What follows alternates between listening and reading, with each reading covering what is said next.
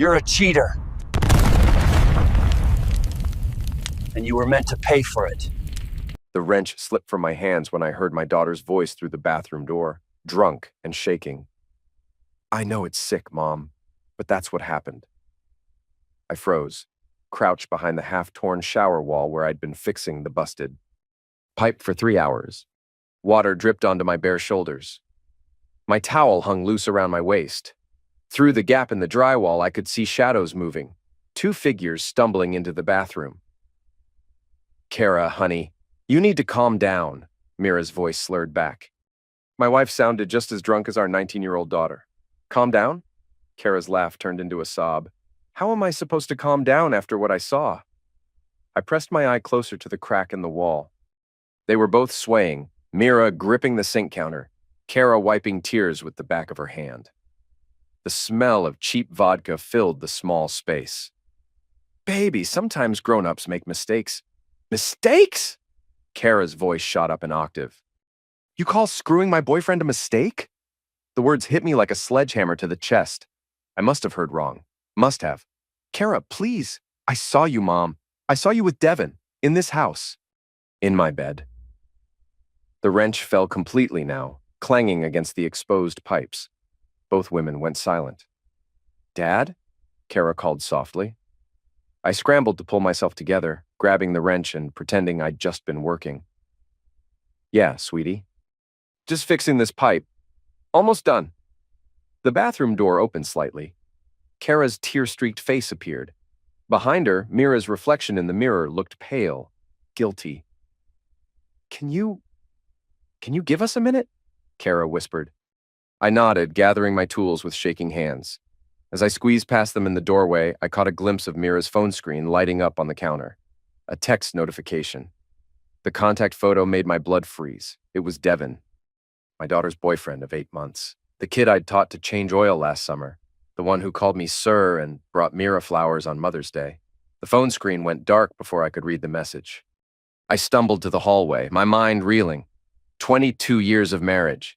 22 years of building this life, this family, this trust. The house I'd bought with my plumbing business money. The woman I'd worked 70-hour weeks to provide for.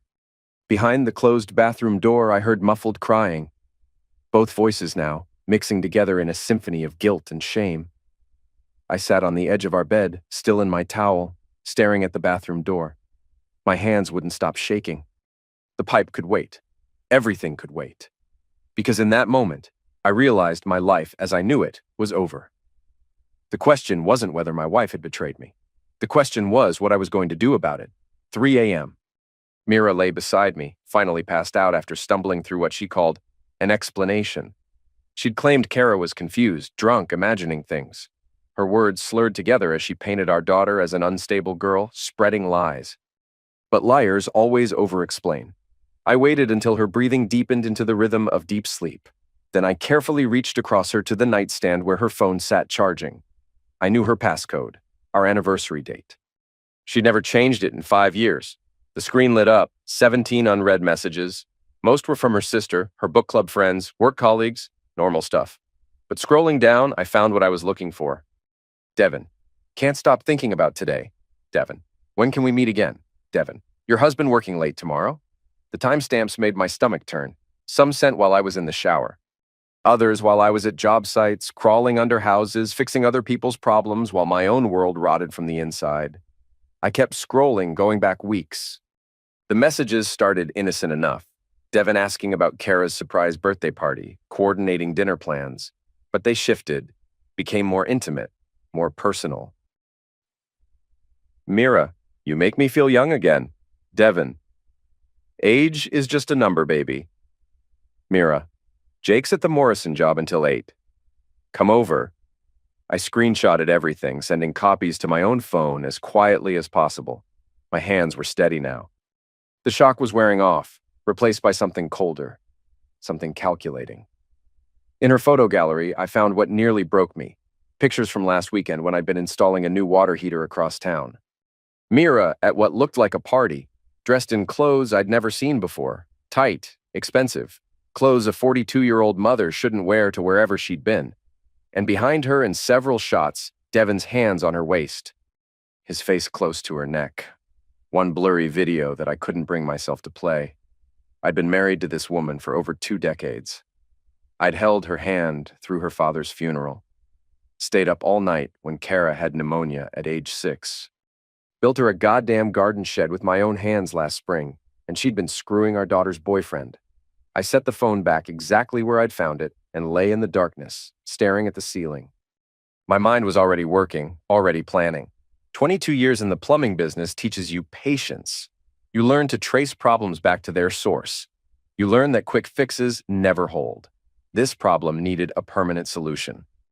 The bedroom door creaked. I closed my eyes, pretending to sleep as footsteps approached. "Dad?" Kara's voice, small and broken. "Are you awake?" I opened my eyes. She stood in the doorway in an oversized college sweatshirt, her face still puffy from crying. "Yeah, sweetheart. Can't sleep." She glanced at her mother's sleeping form, then whispered, "You saw the phone, didn't you?" I didn't answer immediately. But my silence was answer enough. Kara walked closer, perching on the edge of the bed. "I'm sorry you had to find out this way. How long have you known?" 2 months. I walked in on them once, but Mom convinced me I'd misunderstood what I saw. Said Devon was just helping her move furniture in my room. She laughed bitterly. I wanted to believe her. But tonight, at the party, Devon got drunk and started bragging to his friends about his older woman. The rage that shot through me was white hot. Not just at Mira, but at this punk kid who'd turned my daughter into a sufferer of his sick game. "I'm going to fix this," I told her quietly. She looked at me with eyes that suddenly seemed much older than 19. "How?" I reached over and squeezed her hand. "Trust me. But first, I need you to tell me everything you know. Every detail. Every lie they told you, every time you suspected something was wrong." Kara nodded, wiping fresh tears. "It's going to hurt, Dad. The truth, it's worse than you think." I was beginning to understand that. But I was done being the fool in my own house. The next morning, Mira left for her book club meeting, or what she claimed was a book club meeting. I watched from the kitchen window as she backed her Honda out of the driveway, sunglasses hiding what I assumed was a hangover. Kara had gone to her friend Emma's house, needing space to process everything. That left me alone with my thoughts and a growing need for answers. I'd been in construction long enough to know that houses hold secrets. People hide things in walls, under floorboards, in spaces they think no one will ever look. I'd found everything from love letters to cash stashes during renovation jobs. My own daughter's room felt like foreign territory as I stood in the doorway. Pink walls from her middle school years, band posters, photos of friends. Shrine to a childhood that had been poisoned by adult betrayal. I started with her desk drawers. School supplies, old phone chargers, makeup, nothing unusual. Her dresser held clothes and jewelry, still nothing. But then I noticed something odd about her closet.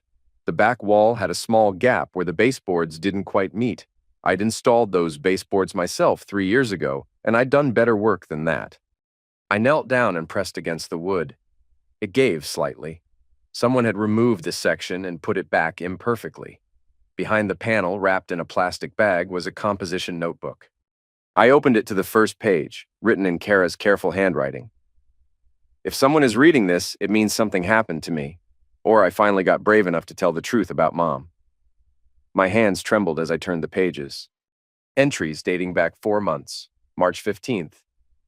"Devon was here when I got home from work. Mom said he was waiting for me, but I found them in the kitchen standing really close together.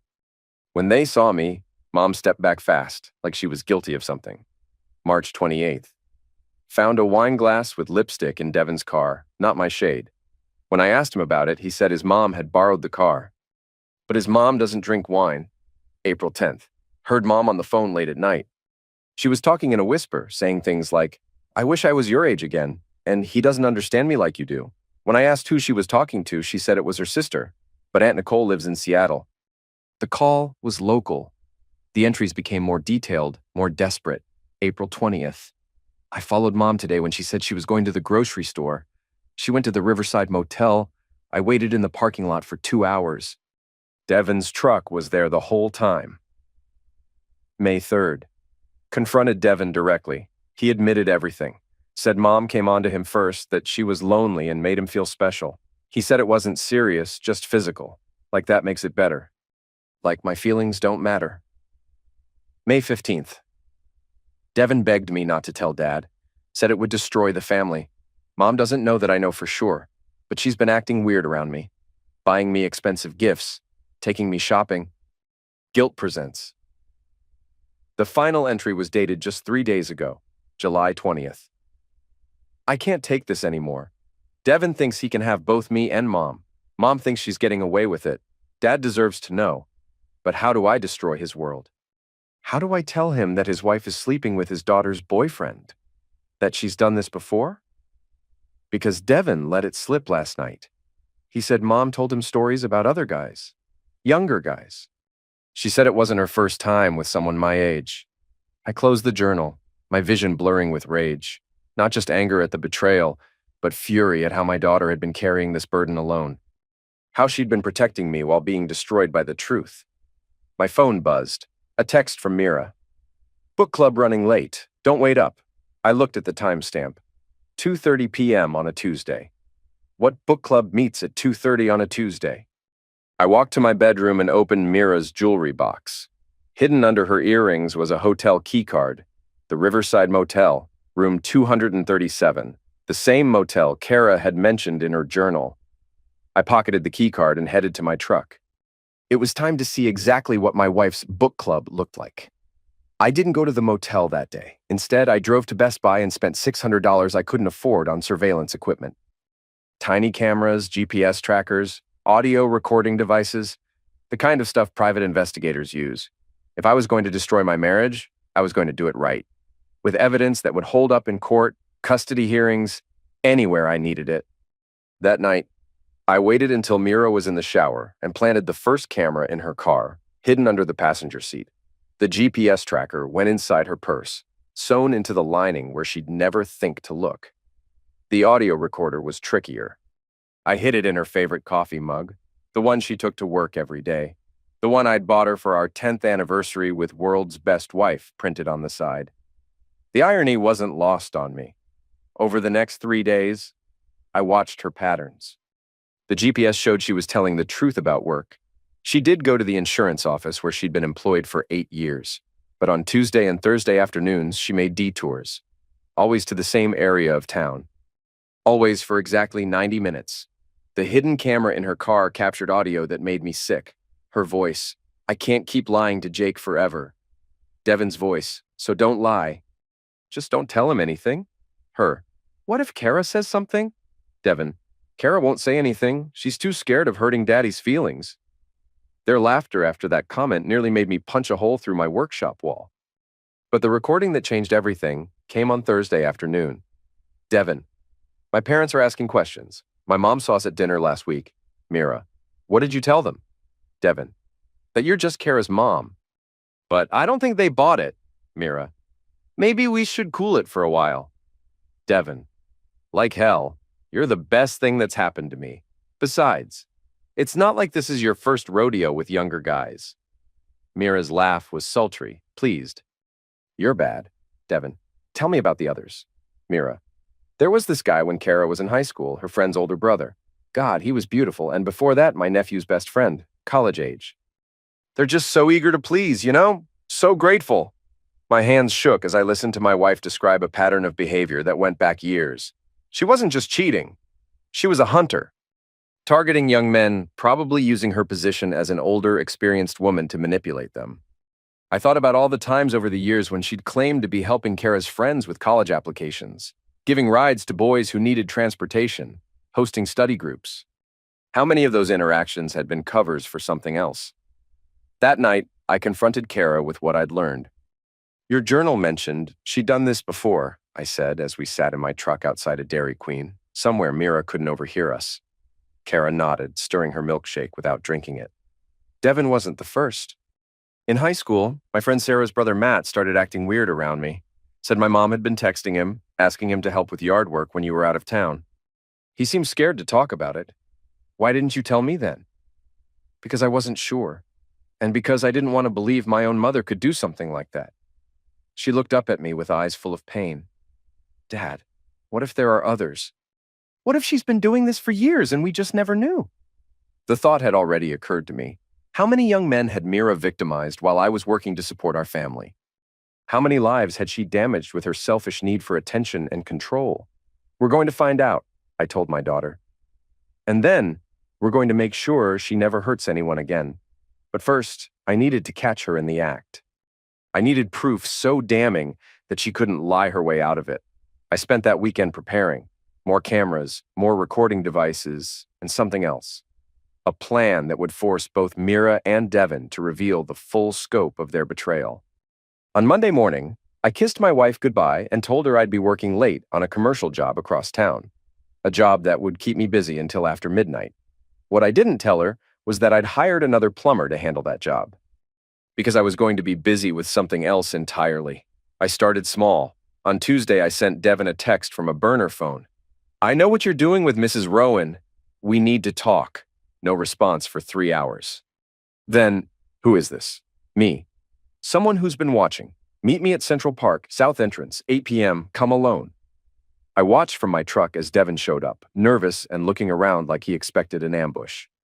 When no one approached him after 30 minutes, he left, probably convinced it was a prank. But the seed was planted. Paranoia is a useful tool. The next day, I left a note in Mira's car. Your husband is asking questions. Be careful.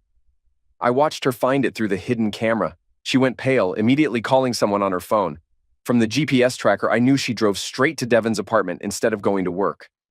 For Wednesday's move, I got creative. I created a fake Facebook account and sent Devin a friend request from Jessica Mills, a pretty college-age girl with photos I'd found on a stock photo website. When he accepted, Jessica sent him flirty messages asking if he was single. Devin's response was telling, "It's complicated.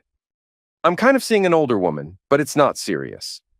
I screenshotted everything and anonymously sent the conversation to Mira's work email. By Thursday, they were both paranoid wrecks. The hidden microphone in Mira's coffee mug picked up a frantic phone call. Mira, someone knows Devin, someone's watching us. Devin, maybe it's your daughter. Maybe she's setting us up. Mira, Kara wouldn't do that. She's too scared. Devin, then who? Your husband? Long silence. Mira, Jake's not smart enough for this kind of thing. He fixes pipes, Devin. He doesn't think strategically. That comment stung, but it also confirmed what I'd suspected. My wife had always underestimated me. She saw me as simple, predictable, easily fooled. It was an advantage I could use. On Friday, I escalated. I planted rubbers in Mira's purse where I knew she'd find them, but not the brand she preferred. Cheap ones from a gas station, the kind a young guy with no money would buy. Then I waited. The explosion came that evening. Through the bathroom wall, where I was still working on that pipe, I heard Mira screaming at someone on the phone. What the hell is wrong with you? Leaving those in my purse? My husband could have seen them. Devin's voice was defensive, confused. I didn't put anything in your purse. I don't even know where you keep your purse. Then how did they get there? Maybe someone's messing with both of us. That night, for the first time in weeks, Mira tried to seduce me. It was pathetic, desperate. She wore the same lingerie I'd seen in photos on her phone, the ones she'd taken for Devin. I played along, but when she whispered my name during Zex, I whispered back, "Does Devin do it better?" She froze. What did you say? I asked if you're okay. You seem tense lately, but I could see the fear in her eyes. The paranoia was working. On Saturday morning, while she was at the grocery store, I called Devin's parents from the burner phone, disguising my voice. Mr. and Mrs. Lee, this is Detective Morrison with the police department.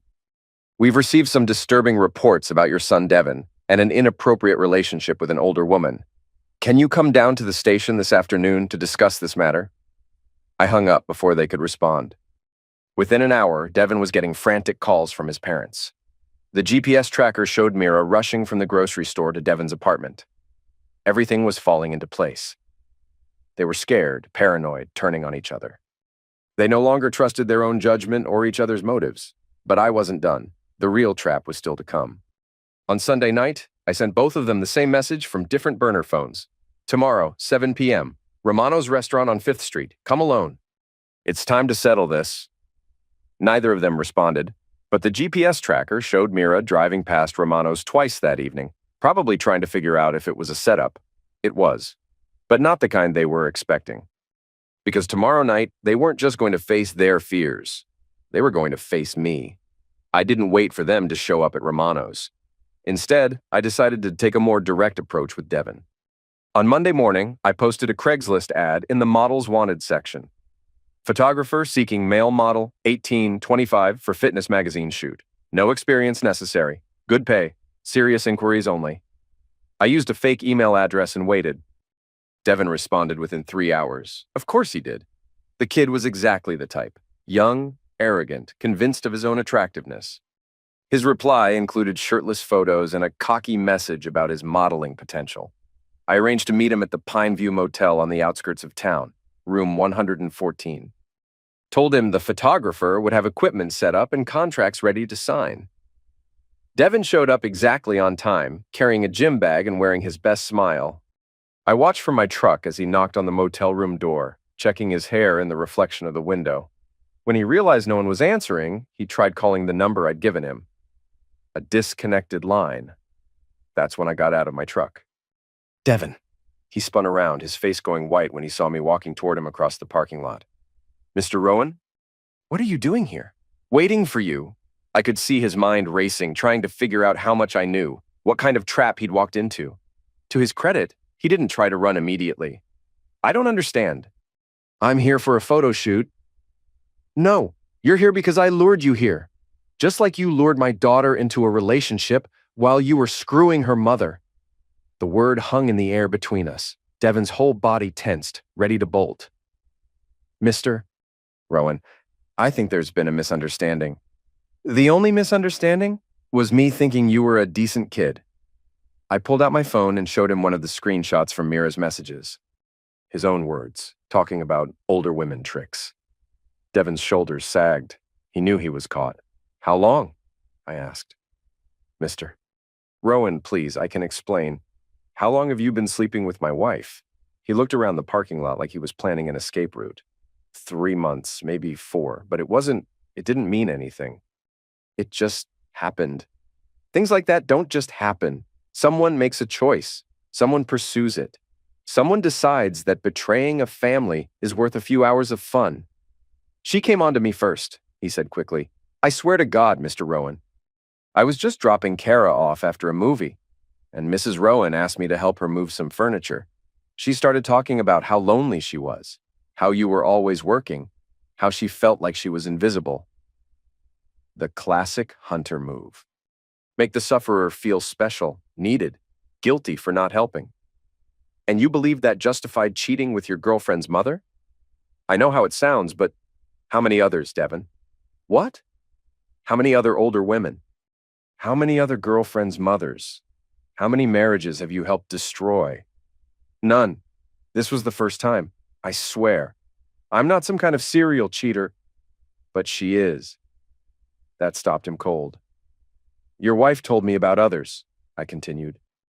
Other young men, other families she's torn apart for her own amusement. You're not special, Devin. You're just the latest sufferer in a pattern that goes back years. I could see the realization hitting him. The understanding that he hadn't been seduced by a lonely, neglected wife. He'd been hunted by a hunter who specialized in young men exactly like him. What do you want? He asked quietly. I want you to understand what you've done to my daughter. What you've taken from her. Her trust. Her first serious relationship. Her ability to believe in people.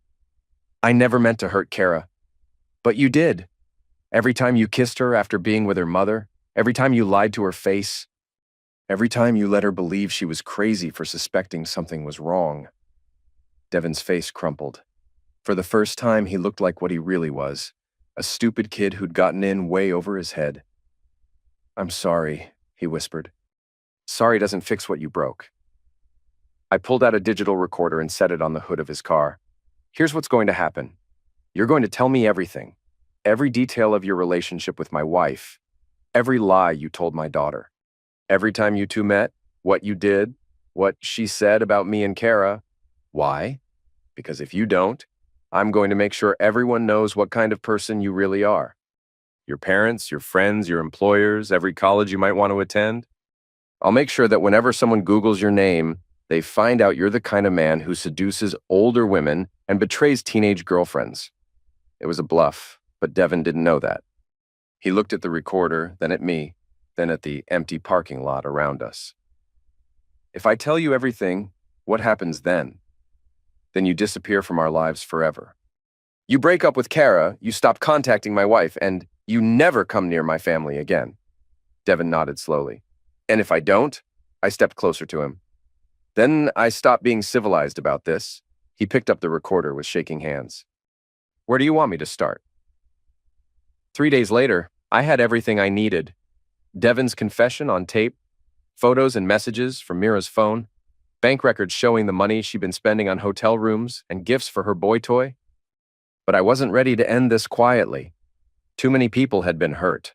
Too many lies had been told. This needed to be public, messy, undeniable. So I planned a dinner party. I called everyone involved and told them we needed to have a family meeting to address some concerns that had come up. I invited Mira's sister, Nicole, who'd driven down from Seattle after I'd told her there was a crisis with Mira. I invited Devin's parents, Victor and Gwen Lee, under the pretense that our kids had been having relationship problems, and we all needed to discuss it as adults. I invited Devin himself, telling him we needed to clear the air before he and Kara could move forward. And I invited Kara, who knew something was coming but didn't know exactly what. The only person I didn't tell the truth was Mira. As far as she knew, this was just an awkward dinner to help our daughter and her boyfriend work through some issues. I spent the morning cooking, lasagna, garlic bread, salad. Mira kept offering to help, but I insisted on handling everything myself. She seemed nervous, probably wondering if this was some kind of trap, but she had no choice but to play along. At exactly 6 o'clock, the guests started arriving. Nicole came first, looking concerned and confused. She hugged Mira and asked quietly what was going on. Mira gave her the same story she'd been telling me, just some teenage relationship drama that had gotten blown out of proportion. Victor and Gwen Lee arrived next, looking like they'd rather be anywhere else. Victor was a successful accountant, and Gwen worked in real estate. They were the kind of people who believed their son could do no wrong, and that any problems were probably someone else's fault. Devin showed up last, looking like he was walking to his own execution. He'd barely slept since our conversation at the motel, and it showed. Dark circles under his eyes, nervous twitches, constantly checking his phone. Kara had been quiet all day, staying in her room until it was time for dinner. When she came downstairs, she looked like she was about to face a firing squad. We all sat around the dining room table, the same table where we'd celebrated Kara's graduation, Mira's promotions, countless family holidays. The table I'd built with my own hands during our second year of marriage. I raised my glass of wine and looked around at everyone. Thank you all for coming. I know this is unusual, but I felt it was important for everyone to hear what I have to say at the same time, so there are no misunderstandings later. Mira shot me a warning look. She could sense something was wrong, but she couldn't figure out what. Jake, she said carefully, maybe we should discuss this privately first. No. This affects everyone here, so everyone deserves to hear it.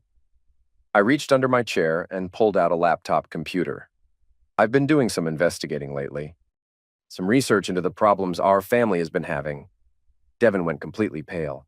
Kara stared at her plate. Nicole looked confused. Victor, Gwen, I'm curious. What did Devin tell you about his relationship with my daughter? Victor cleared his throat. That they care about each other very much. That he's serious about her future. Interesting. Because that's not what he told other people. I opened the laptop and turned it so everyone could see the screen. The first image was a screenshot of Devin's Facebook conversation with Jessica Mills, where he'd described his relationship with Kara as not serious. Devin, would you like to explain to your parents why you told a stranger on the internet that your girlfriend doesn't matter to you? Devin's mouth opened and closed like a fish gasping for air. Gwen looked confused. Devin, what is this about? I clicked to the next image. Text messages between Devin and his friends bragging about his older woman and how she was teaching him things his kid girlfriend never could. The room went dead silent. Jake, Mira's voice was sharp with warning. I don't know what you think you're proving. I'm proving that our daughter's boyfriend has been lying to her. And I'm proving that someone else in this room has been helping him do it. I clicked again. The photo that had started it all, Mira and Devin at that party, his hands on her waist, Her face turned toward his with an expression that left no doubt about what was happening between them. Nicole gasped. "Mira, is that you?" Gwen Lee looked like she was about to faint. "Devin, who is that woman you're with?"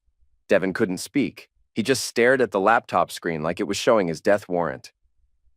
"That woman," I said clearly, "is my wife." Devin's girlfriend's mother, the woman he's been having an affair with for the past 4 months. The explosion was immediate and devastating. Nicole started yelling at Mira in a voice I'd never heard before. Gwen Lee screamed at Devin, demanding to know if it was true. Victor sat in stunned silence, looking like he was having a heart attack. Kara finally looked up from her plate, tears streaming down her face, and said quietly, "I told you this would happen, Mom. I told you someone would find out." Mira rounded on her. "You knew about this and didn't tell me someone was watching us?" "She knew because she walked in on you," I said, my voice cutting through the chaos.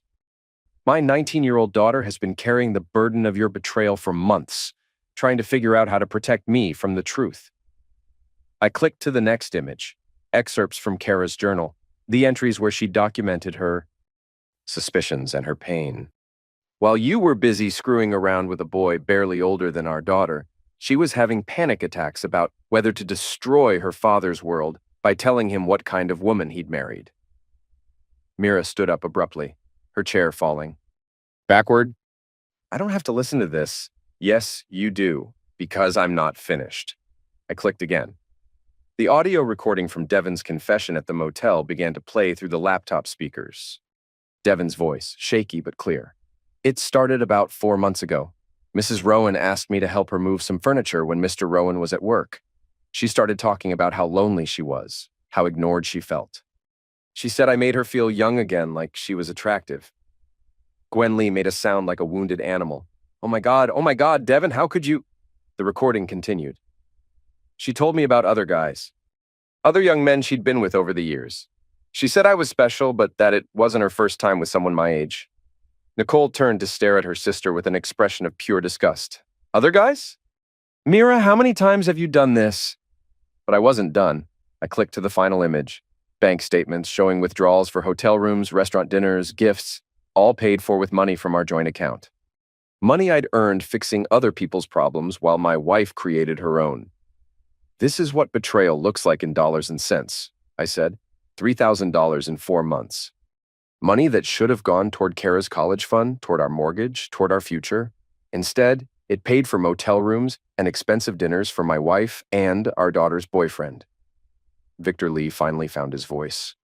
"Devin, pack your things. You're moving out tonight." "Dad, please. Tonight." Victor's face was purple with rage. "I don't want to see you. I don't want to hear from you. And if you ever contact this family again, I'll call the police myself." Gwen was crying now, looking back and forth between Devin and Mira like she couldn't process what she was seeing. "How old are you?" she demanded of Mira. "That's not relevant. How old are you?" 42, Mira whispered.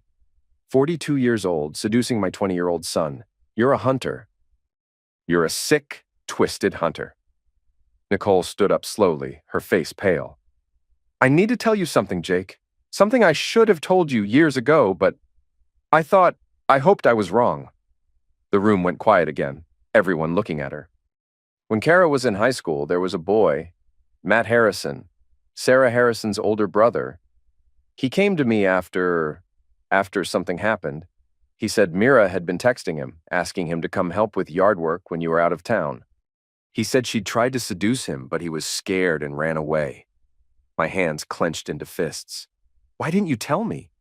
"Because I confronted Mira about it, and she convinced me the boy was lying. She said he was troubled, looking for attention. She made me believe it was just a mixed-up kid making up stories." Nicole turned to glare at her sister. "But there was another one, wasn't there?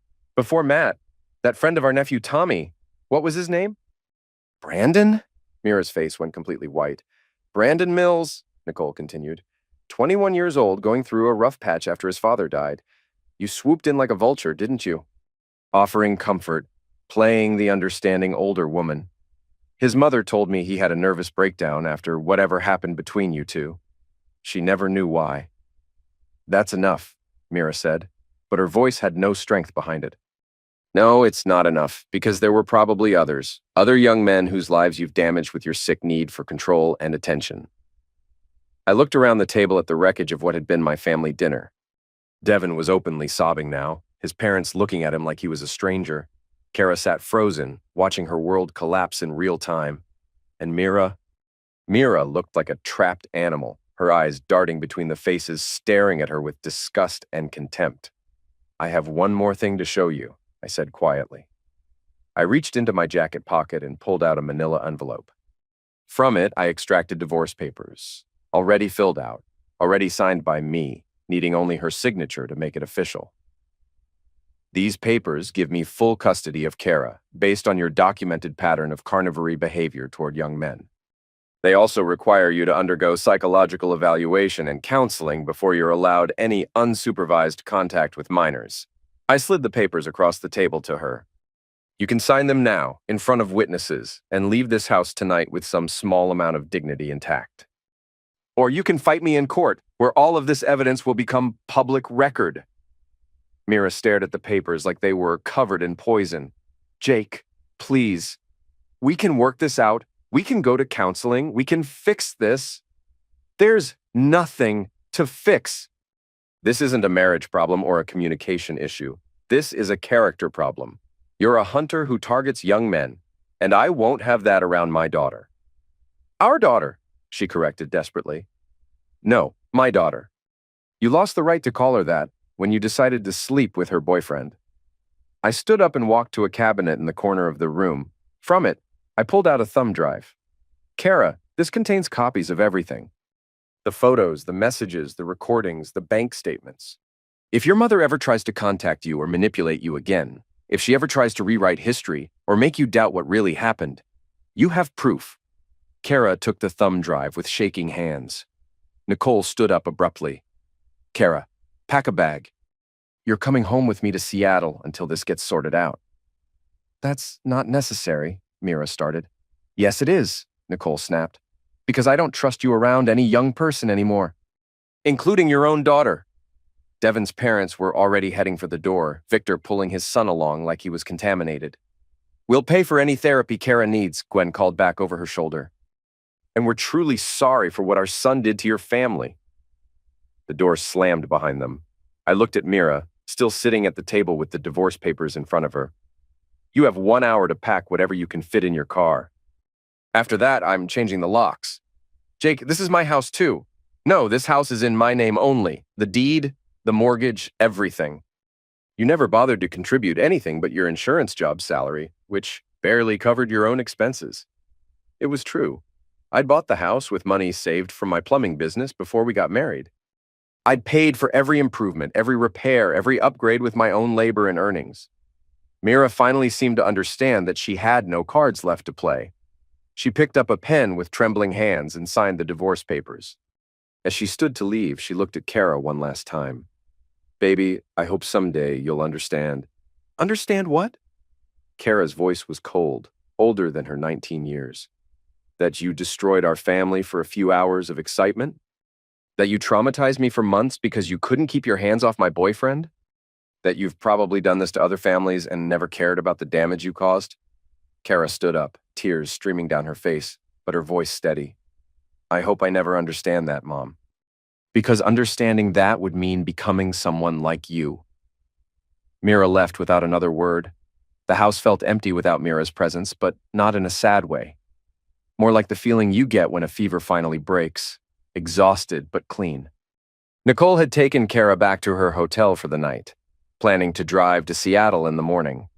I sat alone in my kitchen, staring at the signed divorce papers and trying to process what my life would look like moving forward. My phone rang around midnight. Detective Ray Morrison, a real detective, not the fake one I'd pretended to be when calling Devin's parents. Jake, this is Ray Morrison, Police Department.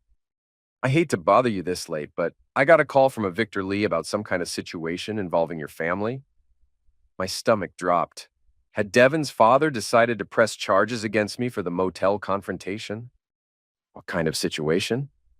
He said something about his son being involved with your wife, and that there might be other sufferers. He wants to file a complaint, but he's not sure what kind of complaint to file. I rubbed my forehead. It's complicated, Ray. Most family situations are. Look, I know you're going through something, but if there's a pattern of behavior that might constitute criminal activity, we need to look into it. Criminal activity? An adult woman seducing multiple young men, potentially using booze or other means to impair their judgment, potentially engaging in unlawful relationship with a minor if any of them were under 18. Jake, this could be serious. I hadn't thought about the legal implications. I'd been so focused on protecting my family and getting revenge that I hadn't considered whether Mira had actually broken any laws. What do you need from me? Come in tomorrow morning. Bring any evidence you have. And Jake, if there really are other sufferers, they deserve justice too. After I hung up, I couldn't sleep. I kept thinking about what Nicole had said about Matt Harrison and Brandon Mills, about Mira's casual admission to Devin that she'd done this before. How many young men had she targeted over the years? How many families had been damaged by her carnivory behavior? The next morning, I drove to the police station with a box full of evidence. Photos, recordings, bank statements, Kara's journal entries. Detective Morrison looked through everything with growing concern. This is definitely a pattern, he said after reviewing the materials, and some of these text messages could constitute maltreatment or stalking. The financial misuse is clear. She was using your joint accounts to fund these affairs without your knowledge or consent. What about the other sufferers Nicole mentioned? We'll need to track them down and see if they're willing to talk. But Jake, I have to ask, how did you get some of this evidence? These recordings, the photos from her phone? I'd been expecting that question. I installed surveillance equipment in my own house and car. Everything was recorded on my property or with my equipment. It was legally gray area, but Morrison nodded. Understandable, given the circumstances. What about the confession from the Lee boy? He gave that voluntarily. I can provide you with the full recording. Morrison made some notes. I'll need to talk to your daughter and to Nicole about what she knows regarding previous sufferers. This investigation could take months. What happens to Mira in the meantime? If we find evidence of criminal behavior, we'll file charges. If any of the sufferers were minors at the time of the incidents, she could be looking at serious felony charges. I left the police station feeling oddly empty.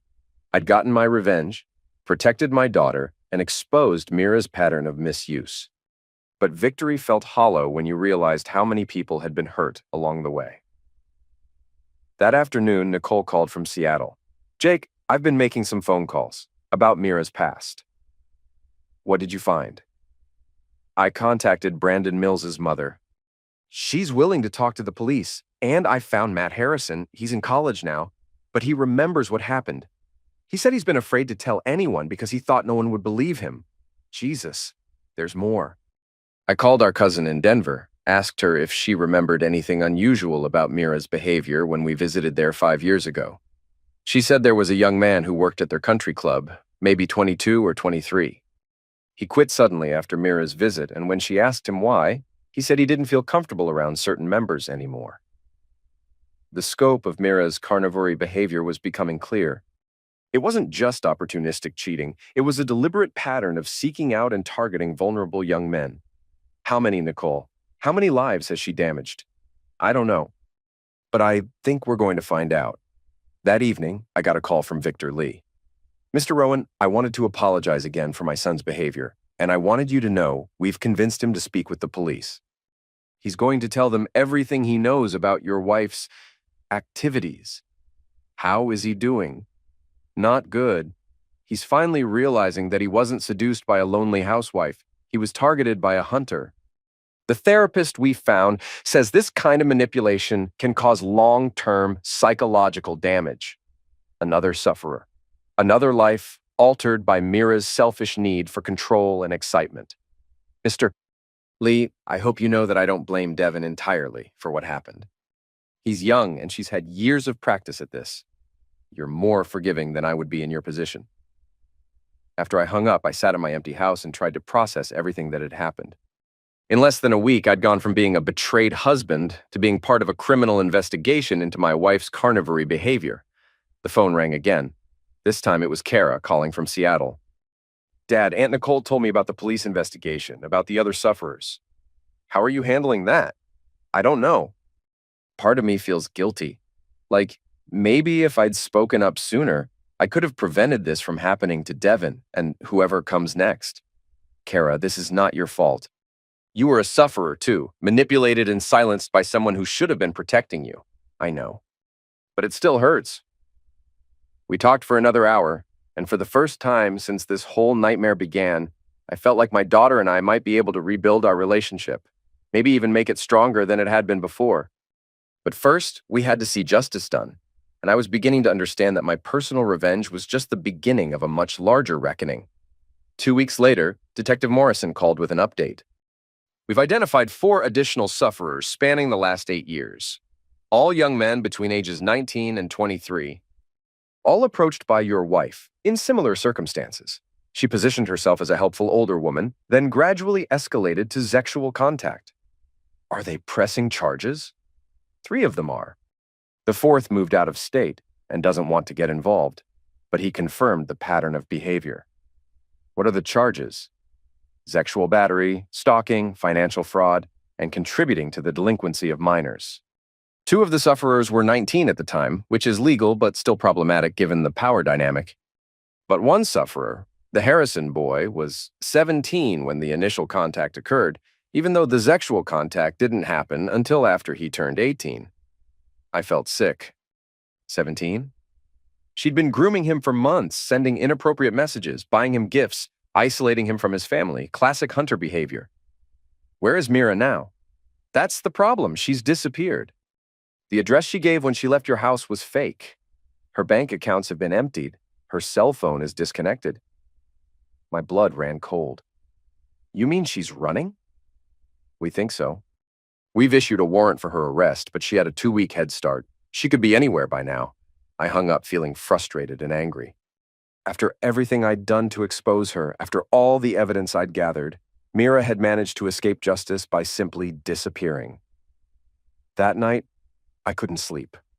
I kept thinking about her out there somewhere, possibly targeting new sufferers, ruining new families. The thought that my revenge had been incomplete gnawed at me. Around 3 a.m., I got a text from an unknown number. You destroyed my life for nothing. I hope you're happy. Mira. She'd found a way to contact me despite the restraining order. I screenshotted the message and forwarded it to Detective Morrison, then blocked the number. But 10 minutes later, another text came from a different number. Kara will never forgive you for what you did to our family. Then another, you're going to regret this. And another, I know where you live. I called Morrison immediately, even though it was the middle of the night. She's threatening me, I said when he answered. Multiple texts from different numbers. Forward them all to me. And Jake, be careful. We've learned more about her background since she ran. She has a history of escalating when she feels cornered. What kind of history? Restraining orders from previous relationships, a pattern of maltreatment and stalking when things don't go her way. She's not just a hunter, she's potentially dangerous. I spent the next 3 days looking over my shoulder, checking locks, varying my routines. The texts kept coming, sometimes threatening, sometimes pleading, sometimes trying to manipulate me with false claims about Kara wanting to reconcile. On Friday evening, I was working late in my shop behind the house when I heard a car door slam in my driveway. I looked out the window and saw a figure walking toward my front door. It was Mira. She looked terrible. Unwashed hair, rumpled clothes, the haggard appearance of someone who'd been living rough. But there was something else in her posture, something desperate and dangerous. I grabbed my phone and called 911, then watched through the window as she began pounding on my front door. "Jake!" she screamed. "I know you're in there! We need to talk!" The pounding got louder, more frantic. Then I heard glass breaking. She'd smashed one of the windows beside the door. I grabbed a wrench from my toolbox and moved toward the house. Through the shop window, I could see her climbing through the broken window, cutting herself on the glass, but not caring. The 911 operator was asking questions, but I could barely focus on answering them. Mira was inside my house now, screaming my name, throwing things. I heard her footsteps on the stairs, checking the bedrooms. Then she was back downstairs, heading toward the kitchen, toward the back door that led to my shop. The door burst open, and she stood there, wild-eyed and bleeding from cuts on her arms. "You ruined everything," she said, her voice eerily calm despite her appearance. 22 years of marriage, and you threw it all away over one little mistake. One little mistake? I kept the wrench ready, staying between her and the exit. Mira, you're a hunter. You've been targeting young men for years. They wanted it, she snapped. All of them. They came to me, Jake. They needed what I could give them. They were kids, teenagers. You manipulated them. I gave them confidence. I taught them things their little girlfriends never could. I made them feel special. The delusion in her voice was chilling. She genuinely believed she'd been helping these young men rather than victimizing them. What about Kara? What about our daughter's feelings? Kara will understand when she's older. When she realizes that marriage isn't some fairy tale, that people have needs. Kara will never forgive you. She's in therapy because of what you did. She can't trust anyone because her own mother betrayed her. Something shifted in Mira's expression. The calm facade cracked, revealing raw fury underneath. "This is all your fault," she hissed. "If you'd been a better husband, if you'd paid attention to me, if you'd made me feel desired instead of taking me for granted, I worked 60-hour weeks to provide for this family. I built this house with my own hands. I gave you everything I had. You gave me everything except what I needed: passion, excitement, the feeling of being truly wanted. So you decided to find that with our daughter's boyfriend?" She lunged at me then, fingernails going for my face. I caught her wrists and pushed her back, but she was stronger than I'd expected, fueled by desperation and rage. We struggled for a moment before I managed to pin her against the workbench. She was breathing hard, staring at me with pure hatred. "You think you've won," she panted. "You think destroying my life makes you the hero of this story? I think protecting my daughter makes me her father. Kara's going to find out what kind of man you really are. Cold, calculating, cruel. She's going to realize that you didn't do this to protect her. You did it for revenge. Maybe. But she'll also realize that I would do anything to keep her safe, even from her own mother." Sirens were getting closer. Mira heard them too, and her expression shifted to panic. "Jake, please. We can still fix this. We can go away somewhere. Start over." "There's no fixing this, Mira. There's no going back." "Then I'll make sure you lose everything too," she whispered. "If I can't have my life back, I'll destroy yours." The police burst through the shop door at that moment, weapons drawn.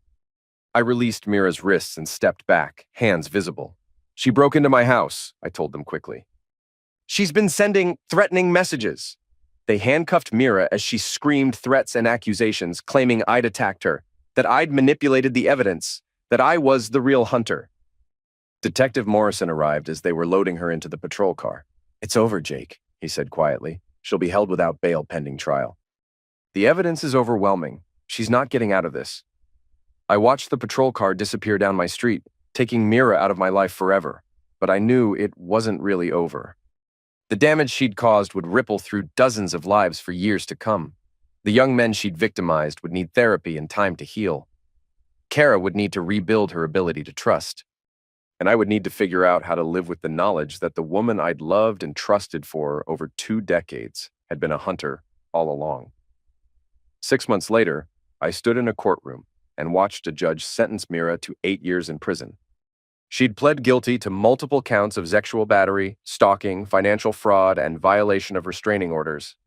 The prosecutors had originally sought 12 years, but her lawyer negotiated the plea deal in exchange for her cooperation in identifying additional sufferers. There were 11 total sufferers.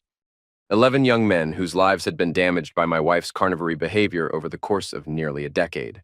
Kara came back from Seattle for the sentencing. She sat beside me in the gallery, her hand in mine, as the judge read through the charges and the impact statements from the sufferers. Matt Harrison, now 22 and in college, spoke about the panic attacks and trust issues that had plagued him since his encounter with Mira when he was 17. Brandon Mills, the young man Nicole had mentioned, talked about the depression and relationship problems that followed his experience with her. Devin didn't testify, but his parents submitted a written statement describing the therapy he'd needed and the way the experience had affected his ability to form healthy relationships. When it was my turn to speak, I kept it simple. "Your Honor, I was married to the defendant for 22 years. I thought I knew her. I thought she was a good person, a good mother, someone I could trust with my life and my daughter's well-being. I was wrong about all of that. The defendant is a hunter who targets vulnerable young men. She uses her position as an adult, as a mother figure, to manipulate and misuse people who trust her. She's damaged dozens of lives, including her own daughters, and she's shown no genuine remorse for any of it. I'm not asking for revenge. I'm asking for justice for all the people she's hurt, and protection for all the people she might hurt in the future. Mira sat at the defendant's table in an orange jumpsuit, staring straight ahead.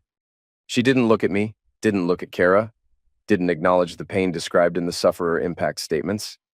When the judge asked if she had anything to say before sentencing, she stood and spoke in a flat, emotionless voice. I accept responsibility for my actions, and I'm sorry for any damage I may have caused. It was the most hollow apology I'd ever heard. Even then, even facing 8 years in prison, she couldn't bring herself to admit the full scope of what she'd done.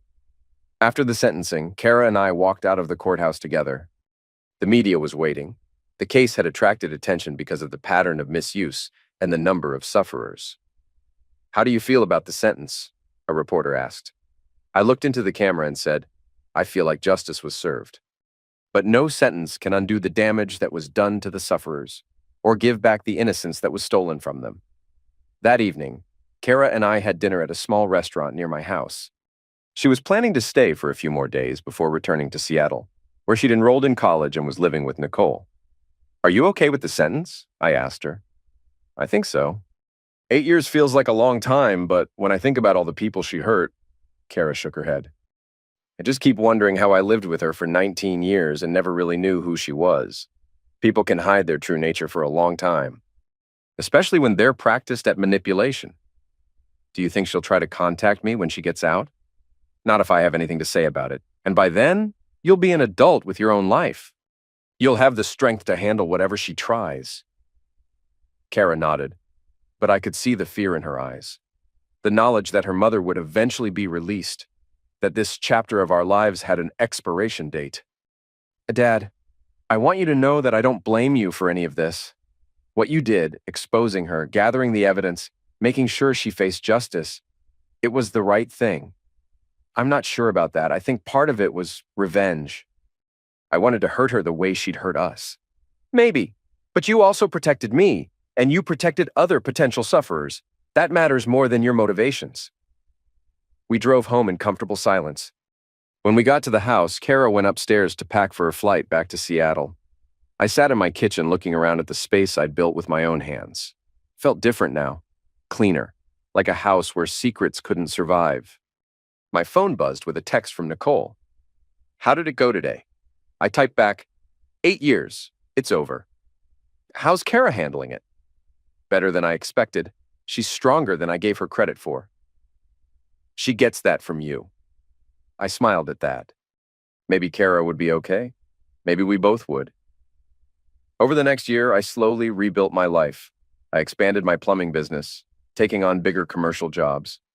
I started dating again, carefully, taking things slow, learning to trust my judgment about people.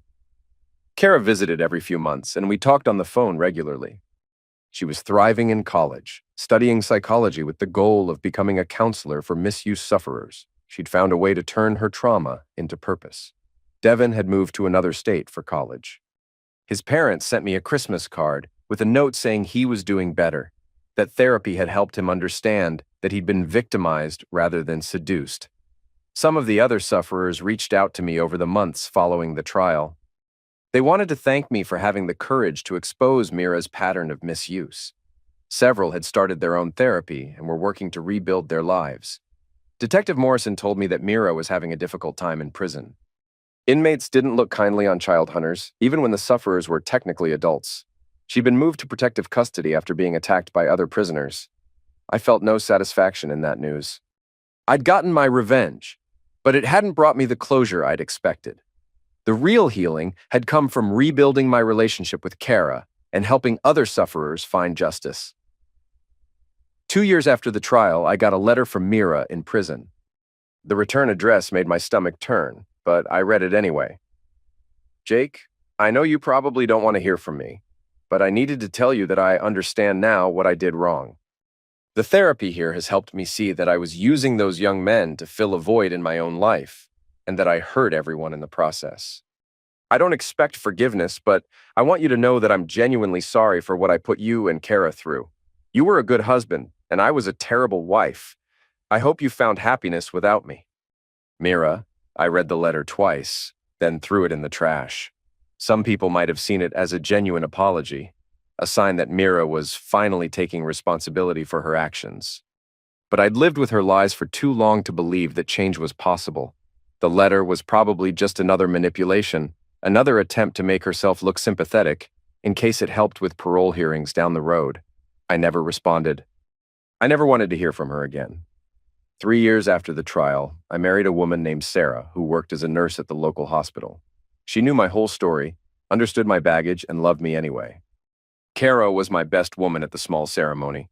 Mira would be eligible for parole in 2 more years. I'd already spoken with Kara and the other sufferers about appearing at the hearing to oppose her release. We'd present evidence that she remained a danger to young men and that her release would put potential sufferers at risk. I was confident she'd serve her full sentence. The parole board would see through any claims of rehabilitation. But even if she was released early, it wouldn't matter.